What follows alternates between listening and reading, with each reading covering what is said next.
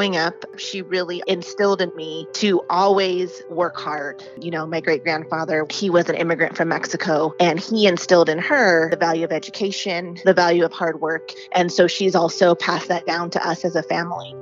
She was a very firm believer in women, specifically Latina women, having the opportunity to serve in different professions. And she wanted to pave the way for that. And when she was able to accomplish that for herself, she started to find ways to make that path possible for others. Her work is paving the way for young professionals, young women, and specifically young Latinas to continue in this profession and to find a way forward, even when they may feel like they're up against a wall.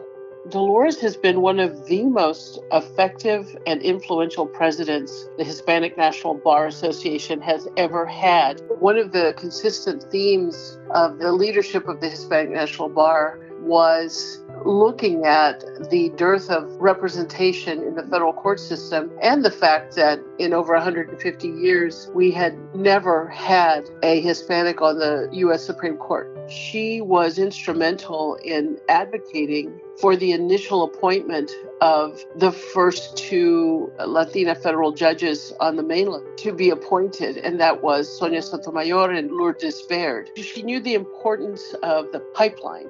Her very strong and effective advocacy led to glass ceilings being broken right, left, and center.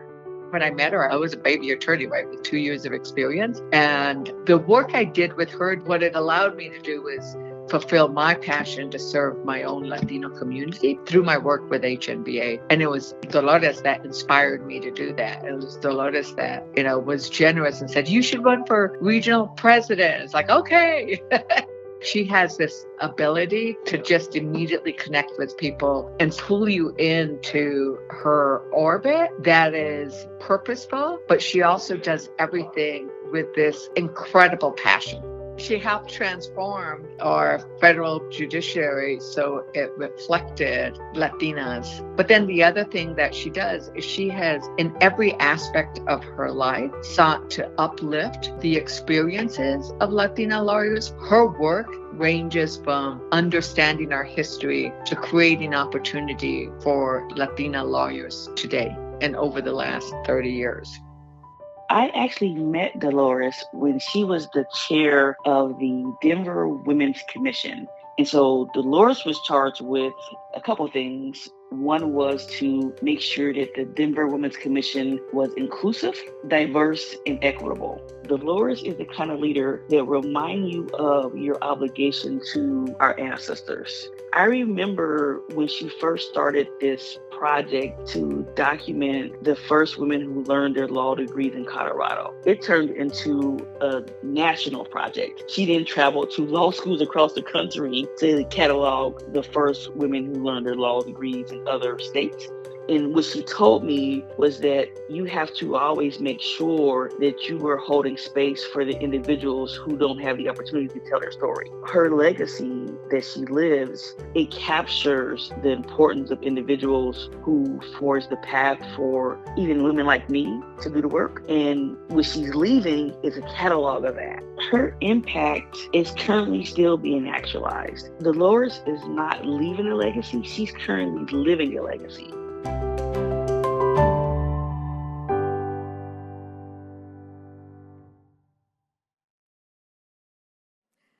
While sitting on the ABA Women's Commission, I learned of the Commission's history, Margaret Brent's legacy, what the award symbolizes, and the stature of past recipients. I was thus profoundly moved when Chair Carol Corbin Walker informed me of the selection. Chair Corbin Walker and the commissioners, I am forever grateful for this recognition. You may be unaware that the Hispanic National Bar Association's Latina Commission, which I had the privilege of chairing, modeled its work after the ABA Commission on Women while implementing the vision of Ramona Romero. With the talented Dr. Jill Cruz, we published 2 national reports on Latina lawyers to, in the words of the Women's Commission, quote, shine an unforgiving light, end quote, on the gross underrepresentation of Latina lawyers in the country. We learned the importance of honoring our trailblazers. Thank you, ABA Commission on Women, for serving as our inspiration. To my HNBA family, thank you for the nomination. President Dan Mateo, Raquel Matas, Irene, Nayeli, Carrie, all of those that are here today. Victor, thank you for being here. I am warmed by the support of U.S. Ambassador Mari Carmen Aponte, who was a 2015 recipient and the first woman lawyer of the HNBA, Congresswoman Teresa Ledger Fernandez, and Veronica Stidvent of the Center for Women in Law at UT Austin. I am beholden to former President Mary Hernandez for initiating the nomination, for her dedication to the Luminarias project, but mostly for her friendship these past 33 years.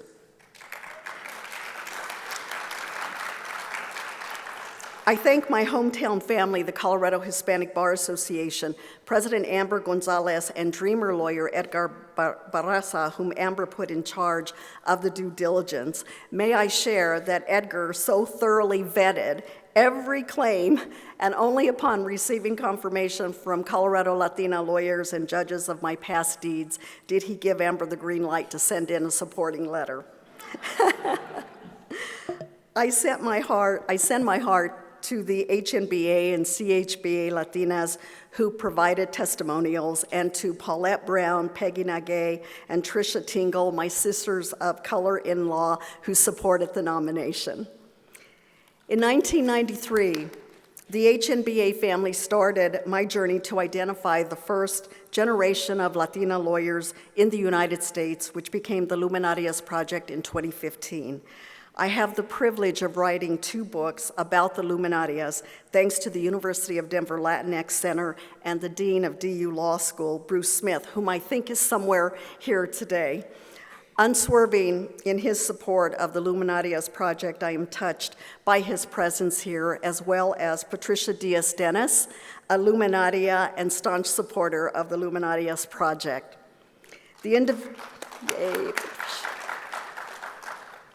The individual achievements of the Luminarias, such as Patricia, are awe-inspiring, especially given their accomplishments that occurred during segregation and at the dawn of integration. In weaving their stories together, I am overwhelmed by their profound contributions to our legal profession and the law. They started and formed the link of inseparability for us, fortunate to follow in their legal footsteps. This link hearkened me back to the first intergenerational model of Mexican-American women that I captured in the UCLA Luminarias article. I wrote of my great-grandmother, Celestina, forever dressed in my mind's eye in an apron and opaque stockings rolled up above her knees. Mama Thina and the Women's Society of Mount Carmel Catholic Church made the most amazing green chili ever for the annual fiesta. Though uneducated, Mama Thina intuitively understood the importance of an education and supported me as she could in words and spirit while fulfilling her oppressive role with great dignity. My grandmother, Dolores, for whom I was named and whose home I was raised, proudly nurtured the traditions of the 1950s, never working outside the home or driving a car. Grandma Lola was a strong-willed woman who ran her household.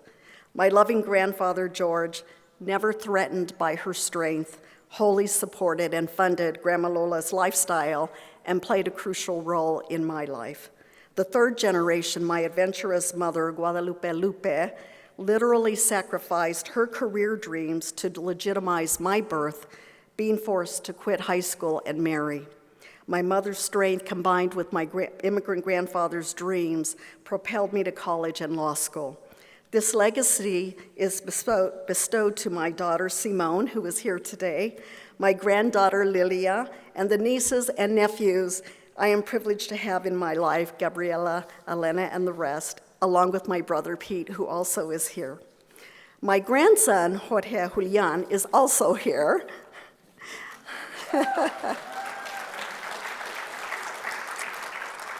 Armed with a JD, a legal career, and Bar Association leadership, I confess I was totally unprepared for a male grandchild. Despite decades of declaring there were no differences between the sexes, Jorge Julian turned those theories upside down, and I've been learning ever since. The sacrifices of preceding generations have enabled Julian and Lilia to express an unrestrained, spirited sense of adventure that naturally develops in the absence of societal judgment or gender role casting. And this is the point of our work, to develop a nation free of discrimination so that our children, our daughters, may pursue their dreams to the best of their ability. In closing, I salute the ABA Commission on Women, the torchbearer for women attorneys in the country. Through the Margaret Brent Award, I am proud to be reconnected to the Commission. I appreciate this moment to salute the women in our lives, the generations of women, lawyers and non-lawyers alike, who illuminated the way for us. Thank you so much for this honor.